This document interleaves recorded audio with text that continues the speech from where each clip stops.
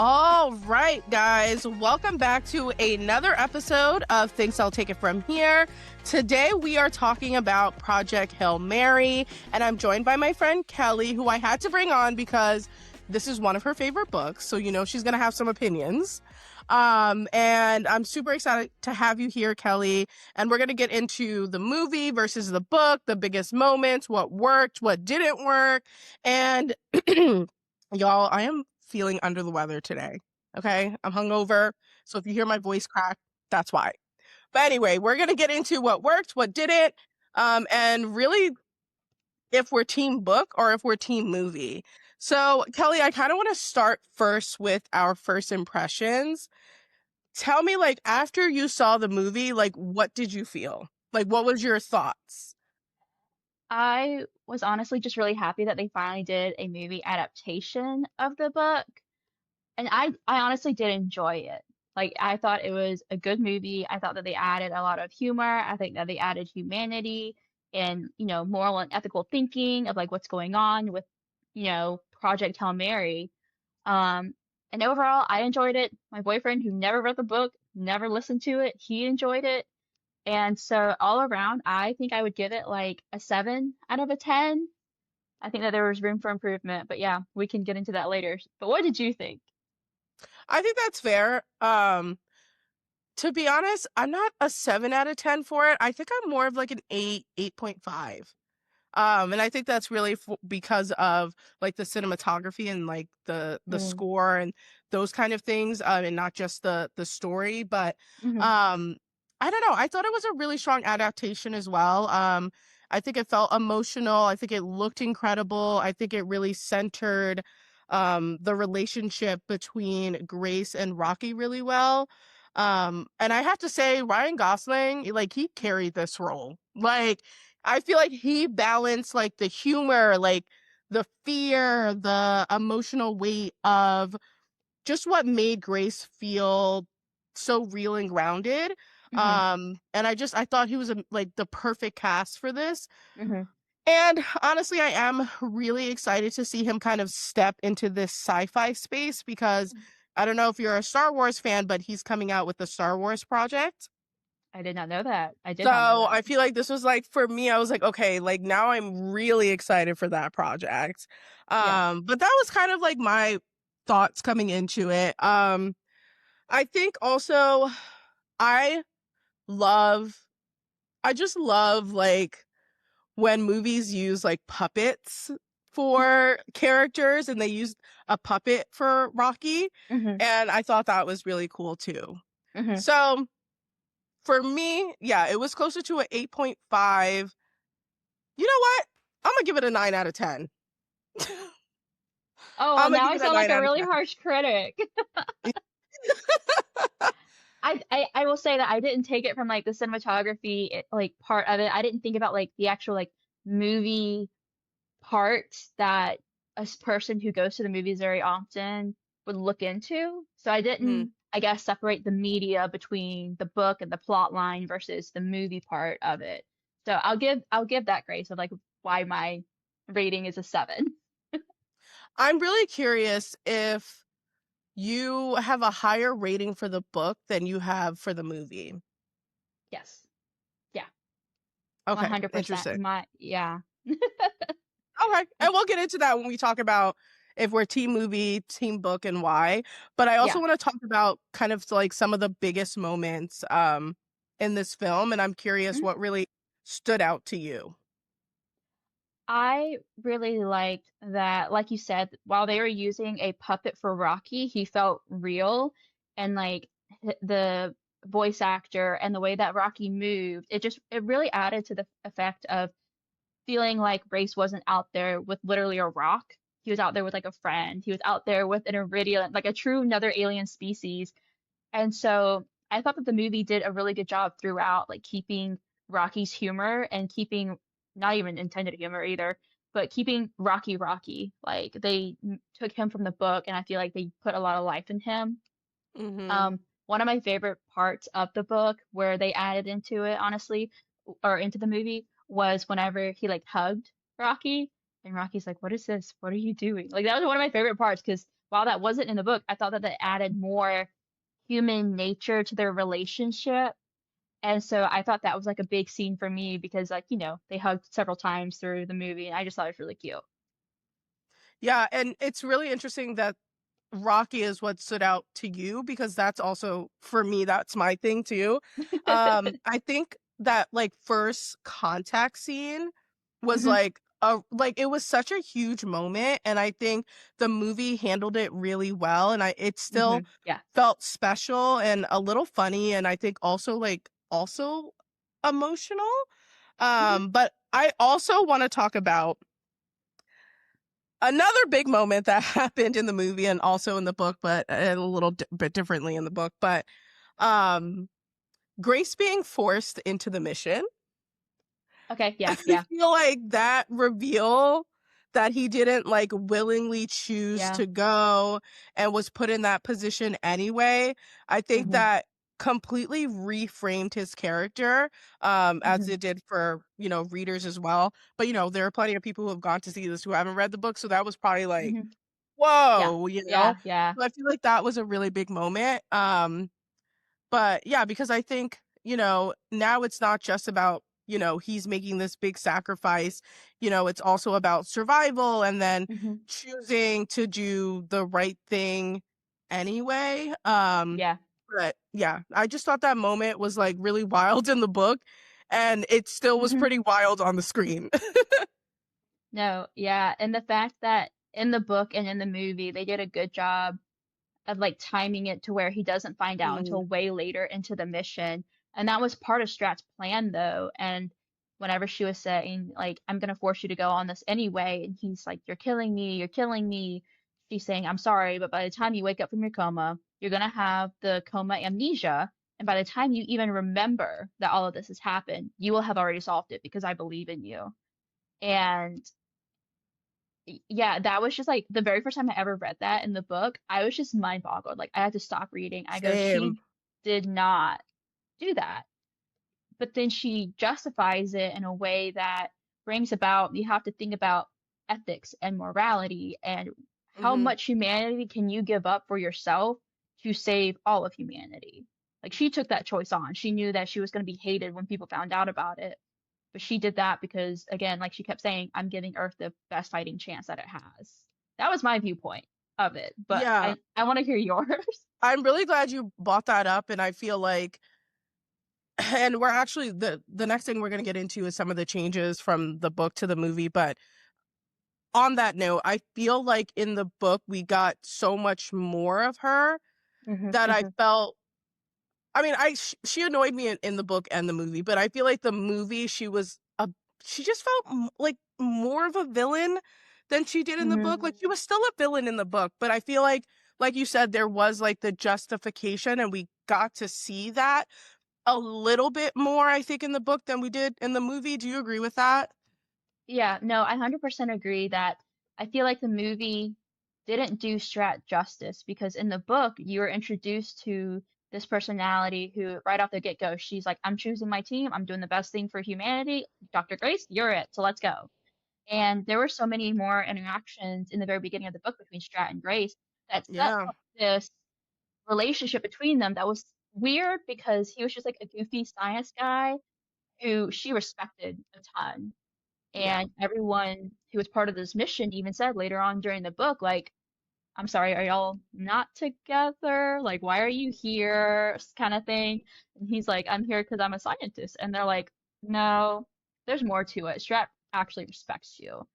And I feel like that relationship wasn't as cemented in the book. So Yes.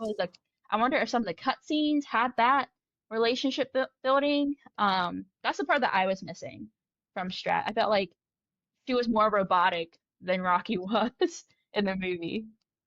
Yeah, I totally agree with that. And yeah, I'm gonna be really interested to read the script once that is available. I love reading a script once a movie comes out and then just like kind of bridging like what things have changed or just how actors interpreted different things. So I'm Hmm. really interested to see what was on the script and also like to see what some of those deleted scenes are because I was Hmm. also thinking about it didn't Grace like threaten to sabotage the mission?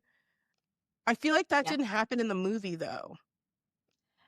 No, I think the scene that you're talking about was whenever he was being dragged, he's like, I'm gonna sabotage the mission. I'm gonna ruin it. I'm gonna Mm, da da da da da. And she says, you're not going to because that's not who you are as a okay. person. And I know Yeah, you. I was And I like, know I that you're can't gonna solve remember if it. that happened in the movie in the same way It that it did in the book. no, well, whenever he was like climbing the bookcase and trying to get away, he was just kind Yeah, of like, you're that was so insane. fun. You're gonna kill me. But he didn't actually say like, I'm going to do something to ruin it. Because another very, very important scene was missed from the movie, and I'm sorry, but like I want to like touch on this a little bit, and because it relates to what we're talking about now, is whenever they were choosing Grace to go on the mission, Captain Yao literally said, if you don't want to go, I'm not going to force you to be on the mission. In the book, he says, I'm not going to have anyone on this mission on my team who doesn't want to be there. And so Mm. that's why Strat choosing Grace despite everyone's wishes was so monumental in the book was because Yao wouldn't have done it, Ilyukna wouldn't have done it, but Strat already had this plan of you're going to go into a coma beforehand so that they think that you're just too nervous for takeoff. And like that moment of Yao saying that was what cemented in my mind that Strat really, she has to have some kind of like inner workings to justify that. What was the name of the character that Grace got really close with that and they got like Skittles or whatever together? What was his name? In Do the you remember his movie, name? Yeah. Carl. I have to Carl. say, when they put him in a coma, when they put Grace in the coma, and like Carl was just like, I just that betrayal, but also like that, he was so confident that Grace would make the right decision, even if he didn't in that moment, that Yeah, he, I think in his mind, it didn't feel like he was betraying his friend. But yeah, man, did that hit hard for me when like he was going down and he just like yeah, watched that. I was just yeah. like, ooh, Yeah, just like the slow walk up and his hands are in his pocket and he's just like, buddy, yeah, like I thought the addition of Carl was an interesting one. I think that him as a yeah. character was just him as like a sounding board because, in the book we get a lot of Grace's internal thoughts and thinking and science Mm, and stuff like that, but we don't yes, get that in the it movie. simplified a lot, I think, in the movie. Yeah, because I was like, how are they gonna do this? How are they gonna adapt like all these like internal monologues that Grace has? But then he uses Carl, he uses the video cams, he uses Rocky whenever Rocky's it kind of so so I Yeah, feel it like was definitely Carl was a strategic for really good sure. addition. Yeah. Yeah, it was definitely strategic for sure. And I think also their relationship, I feel it was like the pre Rocky and Grace relationship almost, Yeah. Yeah. 100%. you know? I think Ryan Gosling, like, he really does a good job with bouncing off whatever actor he's working with in a scene. Hmm. I guess even a puppet, really. He can talk to a wall. Yeah, he could talk. I mean, I would watch him talk to a wall. I mean, he essentially was in the very beginning of that movie before he was even introduced. He was bouncing and jumping and writing on things, and Yeah, but that was one part of the movie that mm, got me. yeah, I agree.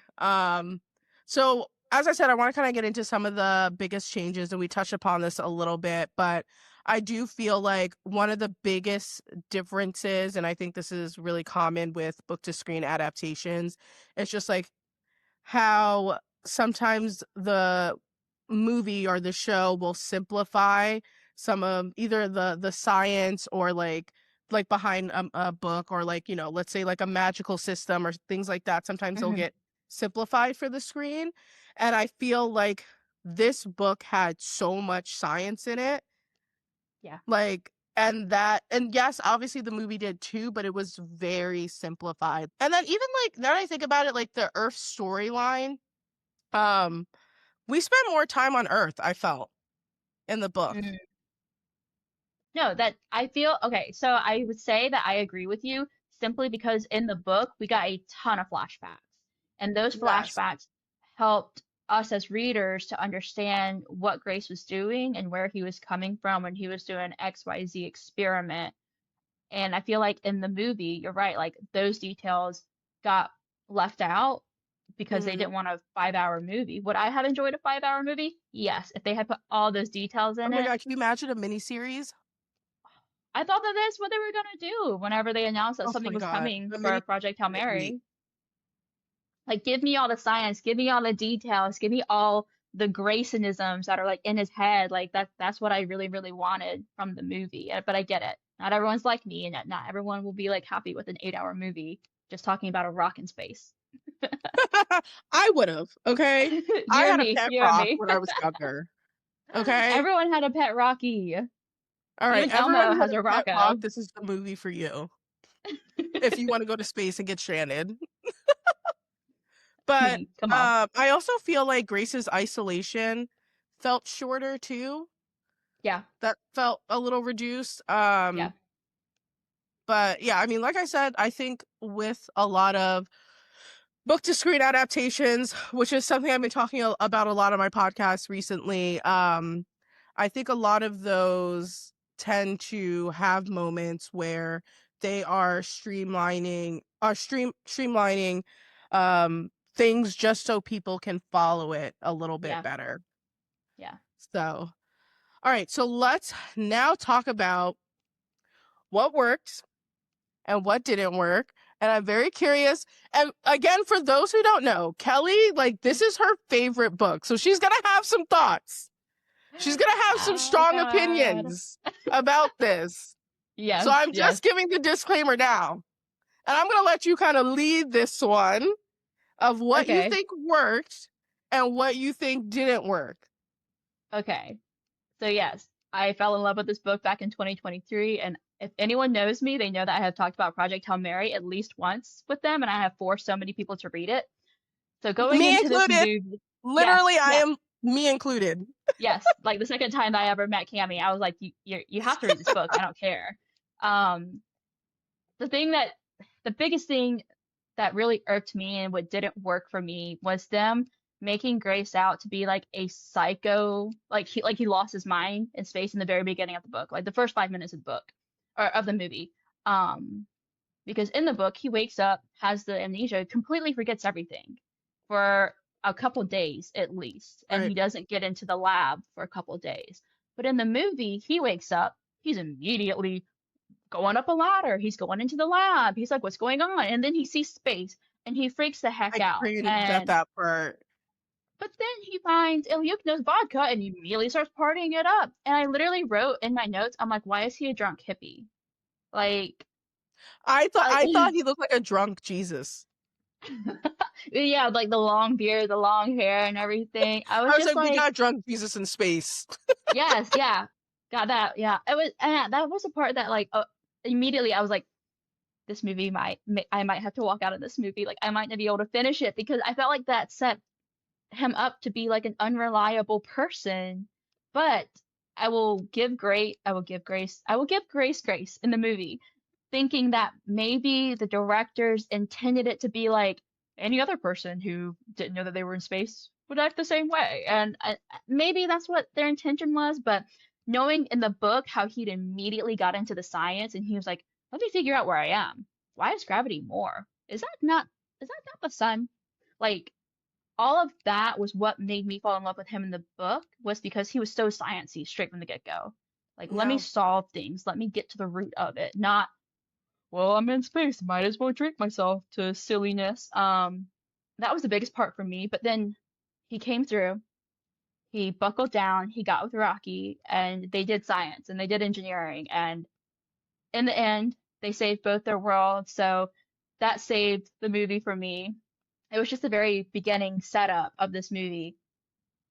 I was so hesitant. I was like, oh boy, this I'm in for a ride. You feel like it all came together? Yes, I would say that the very last scene was the scene that myself, my friends, you, like all of these people have literally said is if they don't show him teaching a class of Iridians, we're walking out. Like he did that, and like thank God because to me that was the best part. That was a full circle moment because in the end, he is a teacher through and through. He loves to teach, and the fact that he got to keep that love of teaching to teach Iridians through his little magic piano, um, like that made me so warm and cuddly inside. I was like, okay, it's fine. There are some parts in the movie that I'm not fine with, but this little bit, him and Rocky saying at the very end, walking and talking, like that part, just for me did Speaking it. of that, correct me if I'm wrong, but wasn't there like a fear at the end of the book, when he makes the decision to go save Rocky and, stay with his people? Hmm. Wasn't there I feel like wasn't there like a conversation or a fear around him not being able to like eat food there? Yes. So Rocky's people food full of heavy metals. Grace cannot Yeah. eat it because he will die. Um, and what Grace had on the ship, which they didn't touch on the movie, he immediately woke up and started eating dry ramen. In the book, he is fed like slurry, like astronaut slurry or something, and Mhm. then he is eventually develops back into solid food. And at the point in the book where he and Rocky had separated to go back to their home planet, Grace had Mhm. said, "Okay, if I ration out my solid food and then I ration out the portions that were supposed to be for or Commander Zhao and Ilyukna, then I can make it home with maybe 2 meals a day." But then when he goes back to Rocky, he's like, because I made this trip back and this food's only going to get me to Aridity, I'm not going to be able to eat. I will die Exactly. starving. But, and this was also left out in the movie, was the Iridians somehow scienced up Grace cells so that Mhm. they could replicate his cells. And everyone that I've seen in like the comments of the movie were like, "Where's the me burgers?" Because they replicated his cells and they essentially just made like little burgers for Grace that are Grace. He was eating me burgers to survive on Aridity, and that part was completely left out. So that was one part. Yeah. Yeah. Um I think for me I did think they bought it home like you said. I feel satisfied with the ending. Yeah. I just I as I watched it I was like if I was Grace, would I even want to go back home? Like in Yeah. all seriousness, there's Excel sheets and taxes on Earth. You know what I'm saying? Don't talk about my Excel that way. You know what I'm saying? Like I don't No, yeah. know if I would be trying to go back. Well, even if he did go back, like you saw from the movie how it looked, it was already starting to be an ice age. And Mhm. like Strat said, by the time you even get to Tau Ceti, this Earth will have so many issues. Like if the different nations don't come together to help with resources, like we're all gonna die. We're all gonna go to war. We're all gonna Yeah. fight. Like that's why humanity goes chaotic, is because of hunger. Um, and that goes into like a whole nother monologue that was missed from the movie of her explaining why she is doing what she's doing, is because I'm giving Earth the fighting chance. And the fighting chance is you, whether you like it or not. Like, and I like that part about Strat, and I just wish that she had so much more humanity brought to the movie. But maybe we'll Mhm. get that in the sequel. Maybe something in the sequel will be like I flashback to can't wait to talk Strat. about yeah, I can't wait for us to get into the sequel, but I did want to talk about something um that's a bit serious to me at least. And it's a trend that I've noticed a lot with directors. Mhm. There is this trend with when directors say there was no CGI used in their films or very little, and people take that as fact. And the Okay. director of this film has said something along those lines. And I Mhm. think it's important to push back on that because it diminishes the work of VFX artists. I think even when something Yeah. looks practical, there's Mhm. almost always visual effects involved, including CGI. So I feel Mhm. like what we are actually seeing is a mix of practical effects and digital work in this movie. And I think um it's really not fair to the artist to Hmm. kind of diminish that. And I think the reason CGI has felt so inconsistent lately is because even though technology has improved, it's because the artists are often overworked and Hmm. underpaid, Yeah. and they're being basically treated unwell by Hollywood. And now you have these directors going out and saying we barely did this, and it's like you did use CGI. Hmm. So it's just not fair to the artist, and I wanted to kind of take time and space to recognize that, and Yeah. for people to really, when you see like you see a director say that, like do a little bit of research Hmm. so Hmm. that those artists like and their work isn't being diminished. So Yeah. I just really wanted to say that. And this movie did have a lot of practical elements, Hmm. like the puppetry for Rocky, to really ground that character and make him feel real. And I think, yeah, I think if we can do things practically, I think we should.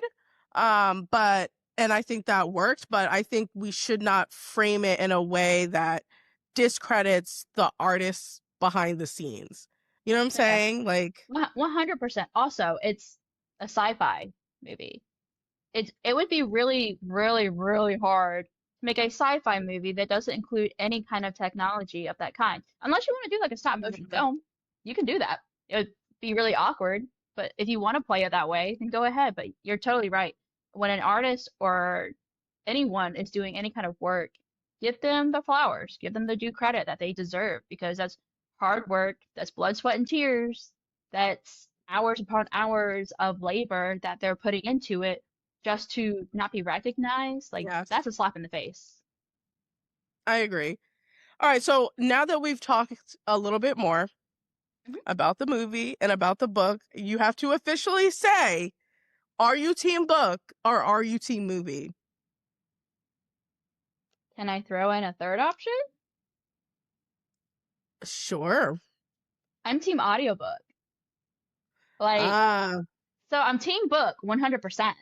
Team book because that is what I've that's my comfort zone. But the audiobook, if no one has listened to the audiobook, you should definitely do it on Audible yes, because that's the way that I think it's like an Audible special or something like that. it is. But that's how you can easily get into the science and get into hearing grace and like a lot of people who don't understand the science behind Project Hail Mary in the book form and the text form, I feel like is explained so much better hearing it from somebody.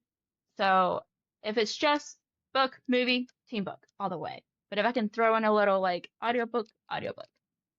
Yeah, I agree. I think, at least for me, this is definitely one of the best audiobooks I think I've ever listened to. Like the Mm-hmm. most immersed I've ever felt listening to an audiobook. Like it Yeah. was phenomenal, great Mm-hmm. cast. Like it was highly recommend for people to listen to the audiobook, especially if you really enjoyed this film and you want something a little bit more. Like I would Yeah. recommend listening to the audiobook. So now for me, I'm also team audiobook, but um I think for me, I think I am team book versus the team movie thing. Just because I love, like you, like I love those details of like learning Mm-hmm. how systems work and like learning the science and like all of that kind of information. So for me, I am team book, but I'm also team Ryan Gosling. Okay. Yeah. Yeah. Yeah. Yeah. I totally get that. So I Ryan guess Gosling in a you know sweater. what? I'm Oh, in too many teams. I don't care. it's okay. You can be a cheerleader for everyone. I'm a cheerleader for everyone. But yeah, I feel like for me, this is definitely one of the better, I think, book to screen adaptations I've seen in a while. Oh yeah. I do feel like book to screen adaptations have been getting better overall. Like I really do. I agree Like with that. Dune is pretty good. I don't know if you know what's that other show I just watched? Bridgerton's actually pretty good too. I mean, they are making changes with the new season, but um Yeah, I feel like they've been getting better. Mhm. So, do you agree But with that? I feel like it's because directors are asking the authors to be more involved. Like I will always say that if an Yes, author is involved with the movie making, they should have a very strong say in what goes in the movie, what doesn't go in the movie. I get the whole exactly. like what is it, creative liberties or whatever that a Yeah. director can take. Clearly we saw that in Project Hail Mary, but I feel like if the author is involved, then the adaptation sticks a lot more closely with the book, and people recognize Mhm. those details and can appreciate that cinema so much more. Right.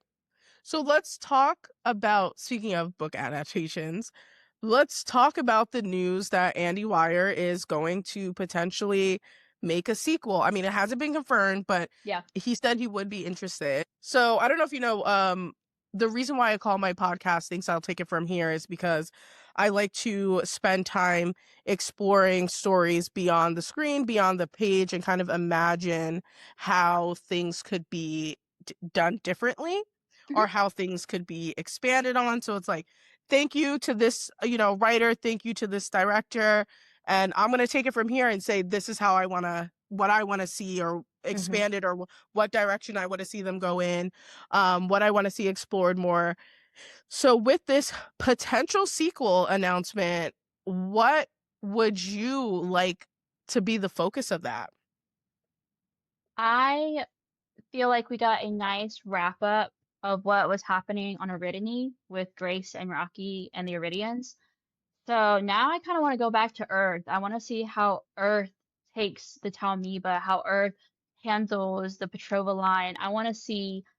I want the movie to be more focused on Strat and a new team. And actually, my friend Danielle and I were talking about this, but also giving more background to Strat because in the book, Strat gave a little bit of background of how she came to be the leader of everything, but it wasn't enough to be like, oh, well, now we understand her background, why she was chosen, all these different things that I feel like, again, the movie had left out of her humanness, humanity, her I think there are parts in the book that Strat was funny, so I would like to see that in a prequel of her carrying through her very dry, sarcastic kind of She was dry voice. and sarcastic. She like I just feel like her reactions to Grace whenever he was like, "Why am I the scientist in a bubble? Am I gonna die?" And she's like, "No, it's not like that." And he's like, "Well, it sure feels like it." And she goes, yeah, it is like that actually. Like just just that's some it's so simple, but I feel like if we get that in a sequel with Strat, learning her background, learning what's going on since they get the Talmiba again, I feel Hmm. like would be a really good follow-up because I don't know what other follow-up we would have on Aridany besides like a couple pop-ups of seeing Grace of them communicating back and forth. But again, that would take 12 light years to get back and forth, or 16 light years between the two, something like that. Yeah, I think I agree with you. I think that's kind of where I would love to see the story expanded. I think a lot of times, we see big things happen in movies and shows, but then we don't see what follows, And Hmm. I want to Hmm. see not the fallout per se, but like I just think about, Earth, they were able to solve this huge issue. Hmm. I would be interested to see if other kind of alien beings would want to know how they did what they did, you Okay, know? yeah, yeah, because the other stars that were infected probably also, if they had any science life or alien life form and they had science people, then yeah, you're right. They would have seen that Tau Ceti wasn't Yeah. dimming. And then also just like the just thinking about all of this politically, would I feel like there would be people on Earth who would feel like Earth is responsible now that they have built this technology and they were able to save, their planet or whatever. I feel like would people feel like we have a responsibility to help others? You know what I'm saying? I feel like there would definitely be that faction of people. I feel like, ooh, that could be a really strong part of the sequel because then you also think about how Mhm. the astrophage are used as an energy source. So people are going to be fighting to help the other solar Exactly. systems. People are going to be fighting for the energy and monopolizing that energy. there's so many things that could go on there, and then right? Matt's point of view of everything's getting pulled every single way. What do I do? What would Grace do? I want what would Grace do to be in the sequel? Yeah, and I think even if I could see potentially, them bringing Ryan Gosling back into the fold Mm, if they were to do a sequel and a sequel movie, just because he is a highly bankable actor, and I'm like, hmm okay, if they wanted to go on that angle, it would be interesting if he came back to Earth maybe like 20 or something years, like years later or something, and like seeing how living with a different group of people, and like he lived with aliens basically. So it's like, how does that mindset Yeah. change when he hmm goes back home? hmm Like, you know what I'm saying? So it'd be interesting to explore that, and if they wanted to, bring that character back into the fold. But to be honest, I feel like they should just have a new story, new people, like, or people who were underdeveloped. Yeah, yeah. Oh my gosh, yeah. All the side characters that were actually part of the initial missions and the chit-chatting and the going back and forth and I'm the captain, I'm the scientist. Like there were so many side characters that were in the book that got completely left out from the Exactly. movie. And I would love to see their characters be brought out more because they added so much to the book, so much explanation that the movie just kind of didn't have time for, I guess. Yeah. My thing too, like, how did they explain where Grace has been? Like, where was the government just like, yeah, we kind of forced him to go, and I he's just mean, like not coming back anymore. no, but they all knew that it was a suicide mission. No, but I'm saying, like, I'm thinking about it from a political standpoint, if they would actually Oh, be transparent. You know what I'm saying? oh, heck no. They're gonna just say like he's a savior of Earth and here's his statue. Right? They would never admit to actually forcing someone against their will to to be slingshotted into space. Hmm. That's I crazy. agree. They would definitely be shady about it. Yeah, they were just like just praise him, give him the glory. He's our savior. Like that's it. Yeah. And that's what I said, it'd be really interesting if he did come back. Yeah. Yeah, in the book, whenever he was like, I'm coming back, Strat, I'm gonna give you hell, or I am hell, or some really funny quote like that. I would like to see that. I just know that that kind of travel. Actually, maybe they did set it up in the movie because they did say in the movie That he could Rocky's go back. like, your ship is ready if you want to go back. And I was like, that's different. But what's interesting too, though, is in the book, I think he had been on that planet for what, like 16 years? Yeah, Yeah, I think that he was was there for a another big long time. change. Yeah, the timing of everything in the movie, I couldn't tell how much time had passed. Yeah, same. I was very confused because even in the book, he was getting older, but also the pressure of aridity and just space travel in general had taken a huge toll on his body. But meanwhile, he is hopping and dancing and moving along the And beach in climbing, in the movie. Yeah. doing parkour. Yeah. I'm like, okay, I guess I didn't include that. He went from coma to like parkour artist in like two Yeah. seconds. He was literally like a scared squirrel inside of that vessel. He was just like bouncing off the walls, throwing stuff, trying to find something, and like he did not do any of this. He was literally like trying to climb and falling in the book. Like he fell on Which his back. makes scientific sense. Yeah, right. Yeah, because So, you're in a coma, you're already like kind of disoriented, and then you're in a different gravity. So yeah, that was a lot. That was a lot to yeah. take in. Well, do you have any final thoughts before we wrap up? I would say if you haven't read the book and you've only seen the movie, go read the book, go listen to the audiobook.